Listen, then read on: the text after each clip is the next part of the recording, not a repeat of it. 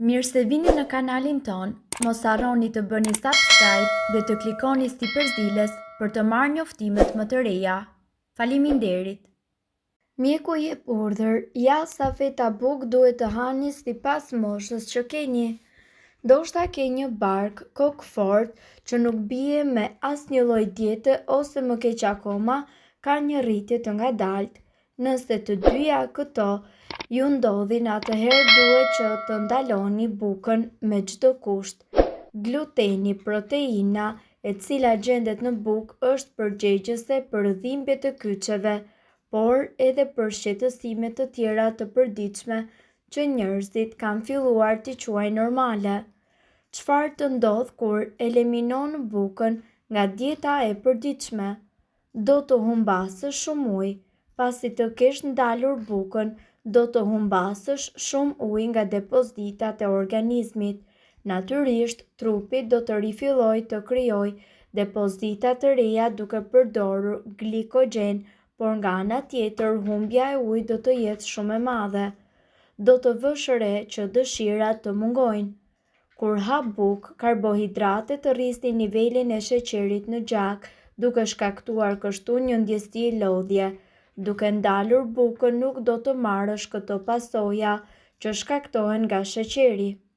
Çrregullimet e zorrëve do të bëhen më të shpeshta.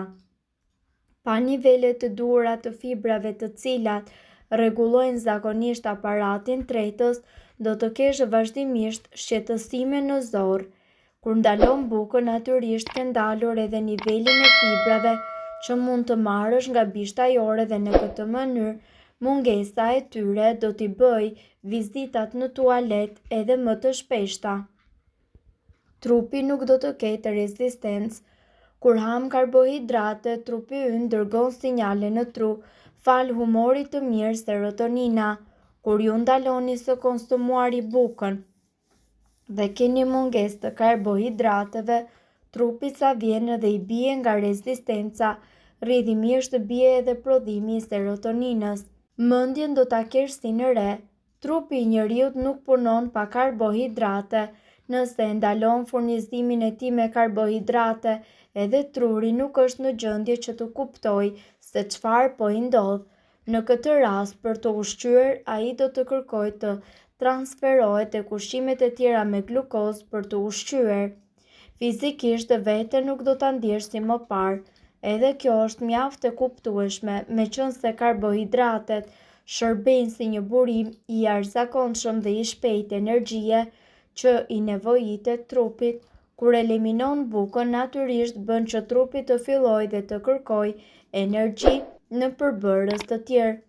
Ky lloj çrregullimi rrezon energjinë dhe gjithashtu prish ekuilibrin e organizmit.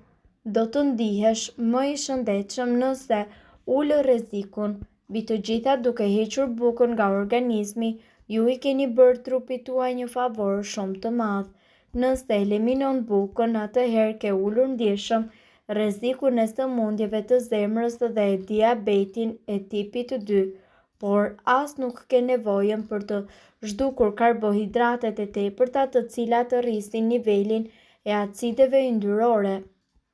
Të dhënat Eurostat tregojnë se shpenzimet e shqiptarëve për bukë dhe drithra janë shumë të larta në raport me të ardhurat e tyre. Sipas këtyre të dhënave, këto shpenzime janë më të larta krahasuar me vende të tjera të Evropës.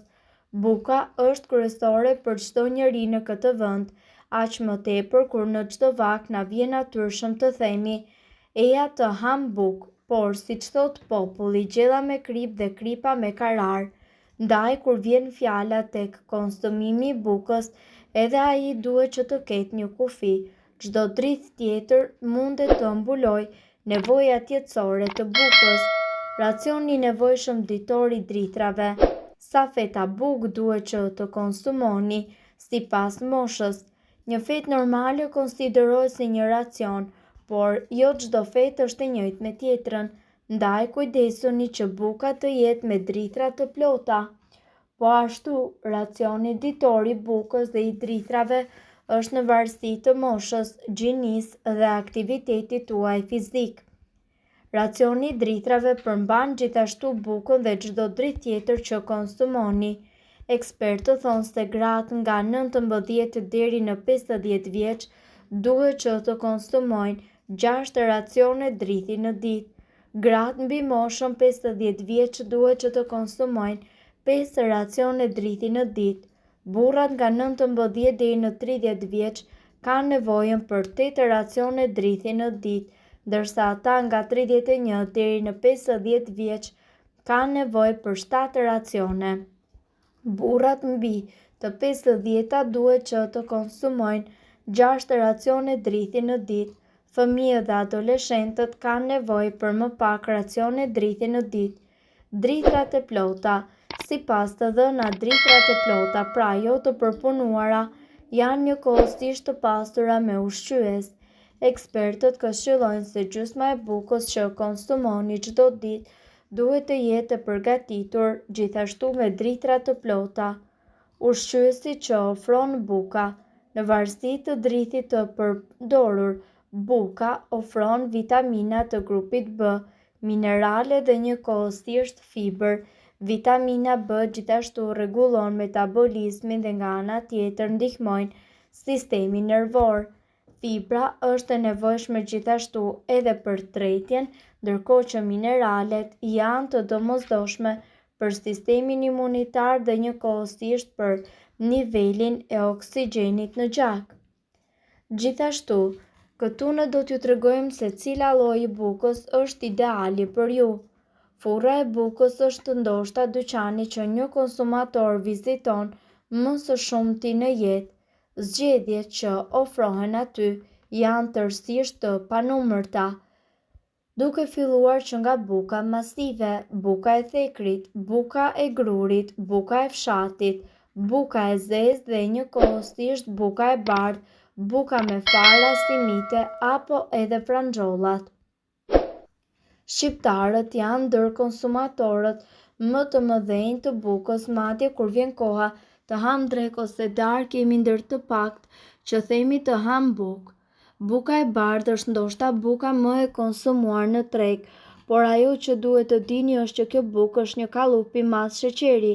Ngrënia e kësaj buke do t'i rrisë të ndjeshëm nivelet e sheqerit në gjak duke shtuar rrezikun për atak në zemër, mëlçi të veshur me yndyra, obezitet dhe diabet. Studiuesit kanë provuar se buka e bardhë mund të përshpejtojë formimin e rrudhave në fytyrë dhe tharjen e lëkurës. Buka e bardhë prodhohet me miell të bardhë të përpunuar. Përpunimi i miellit do të thotë që ati janë hequr proteina dhe vitaminën B për të krijuar një produkt që është i ëmbël dhe lehtësisht i përtypshëm nga konsumatori. Sado që të përpiqesh të qëndrosh larg sheqerit, duhet që të dini se sheqeri përdoret me majan industriale në përgatitjen e bukës. Cila është buka më e mirë? Buka integrale, buka pa gluten, bukë me el, bukë me thekër. Buka integrale nuk irriton në zorro dhe mbush më shpejt stomakun, duke dhënë ndjesinë e ngopjes. Në përbërjen e saj nuk ka vetëm vlera ushqyese dhe energjike, por ka shije, është e pazëvendësueshme, i përket tokës, grurit që është simboli i jetës dhe rilindjes. Buka integrale, sidomos ajo e bërë me brumë të ardhur me maja natyrale, është më e mira për njerëzit që kujdesen për shëndetin, duke mos përmbajtur shumë nisë shtek, ka më pak kalori se sa buka më e bardhë dhe e jep më shpejt ndjesinë e ngopjes. Zgjidhja më e mirë për çdo konsumator është buka integrale, ajo e bërë me 100% drithra të plotë. Mirë, po duhet të dini se këto informacione nuk kanë për qëllim të zëvendësojnë ilaçet e përshkruara nga mjeku. Para se të përdorni këto receta të mjekësisë alternative, ne ju sugjerojmë që të këshilloheni më parë me mjekun tuaj. Nëse doni të dëgjoni videot tona që ne postojmë çdo ditë, kliko subscribe. Ju ftojmë gjithashtu të bëni like në videot tona nëse i keni dëgjuar dhe pëlqyer ato. Faleminderit që e pat videon ton. Shpërndajeni këtë video në profilin tuaj në mënyrë që të informohen edhe shokët tuaj. Faleminderit.